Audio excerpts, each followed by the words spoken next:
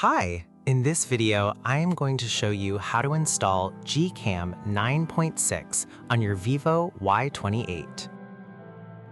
Step 1. Tap the first link in the description to open the article. Step 2. Scroll to the download section and download the GCam APK file. Step 3. Follow the How to Install guide for step-by-step instructions. A video guide is also available.